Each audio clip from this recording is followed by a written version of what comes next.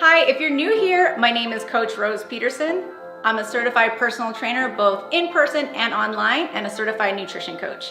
I help moms locally in Las Vegas, Nevada, and all over the world shed the weight holding them back from becoming their most energetic and authentic version of themselves so they can go after their deepest desires alongside of motherhood. You can find me at fitandconfidentmoms.com.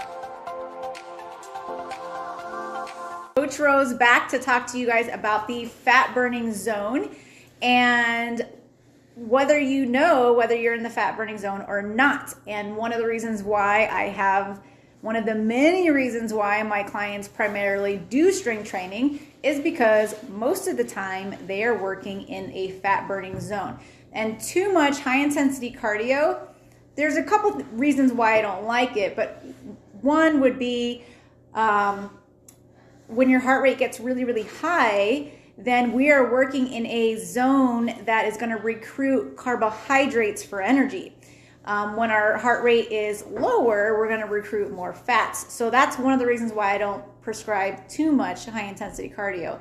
The other reason why is because too much high intensity cardio that we can't recover well from messes with our female hormones, and we end up just being hungrier, and it triggers our fight or flight response.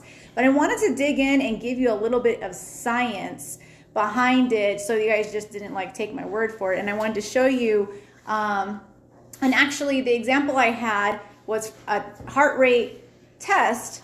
I used to give VO2 max tests at my old club, and this test shows heart rate zones for someone who is very athletic already, but it's a good picture to show you even my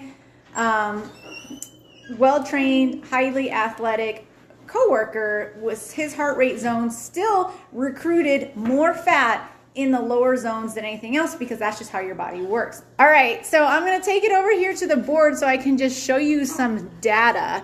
So really quick, I'm just gonna give you a baseline of what heart rate zones are like. So in zone 1, that's where you're gonna be burning the most fat. That's when our heart rate is gonna be lower, okay? So in zone 1, that would be 55 to 65% of your heart rate max.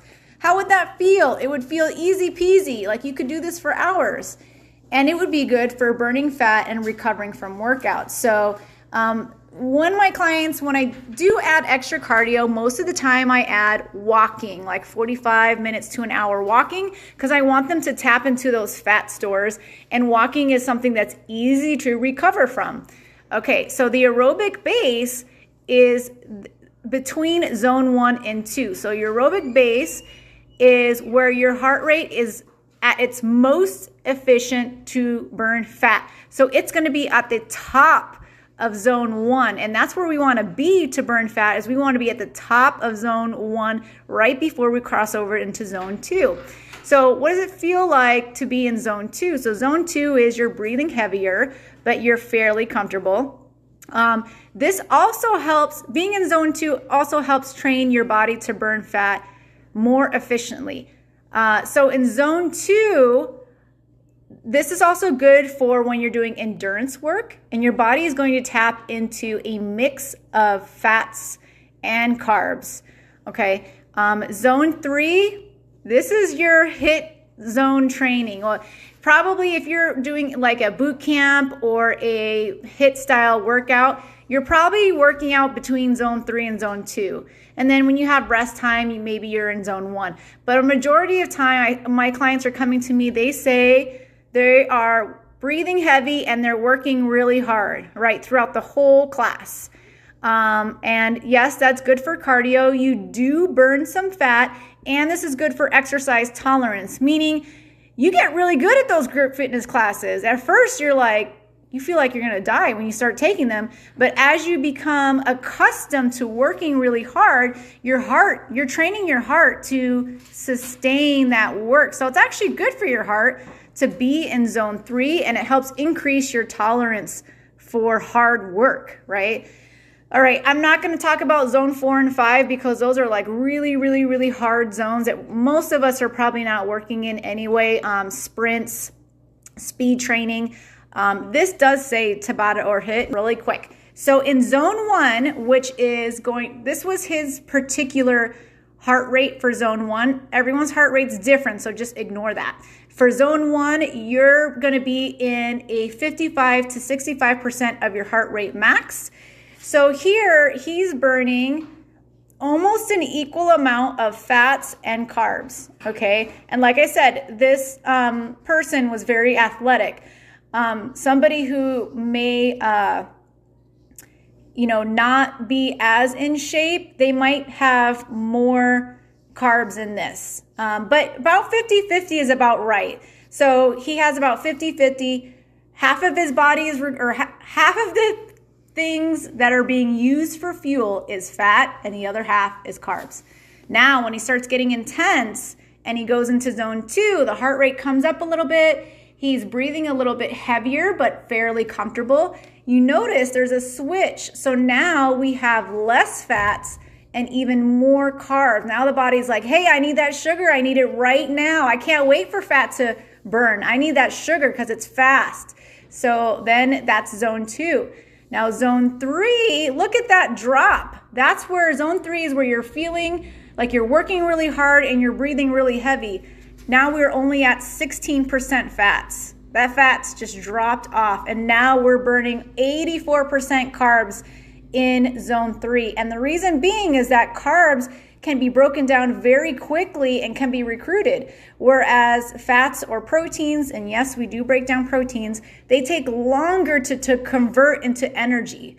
So when we're doing a lot of workouts in zone 3, you're basically burning what you ate.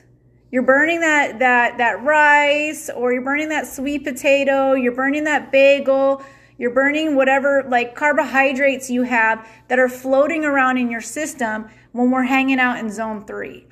Now, strength training is going to have a mix of zone 1 and zone 2. You're hardly ever in zone 3 for strength training. Maybe if you have a max effort pull-ups or lunges, you might spike a little bit into zone 3, but you're more likely going to spike into zone 2. And then as your heart rate recovers, you'll be back down to zone 1. You'll spend a majority of your time between zone 1 and zone 2 when you are strength training. And that is where you're going to burn the most fat.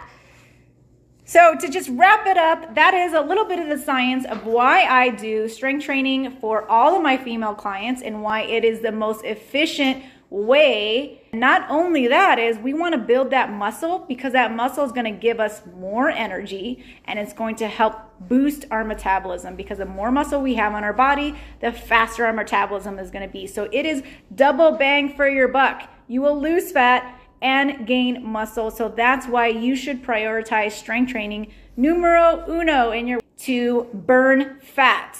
Okay, and so until next time, this is Coach Rose rooting for you to get it done in 2021, just like my ladies did. They got it done. They got it done. And if you watch this to the end, I know that making changes to your fitness and nutrition is really important to you.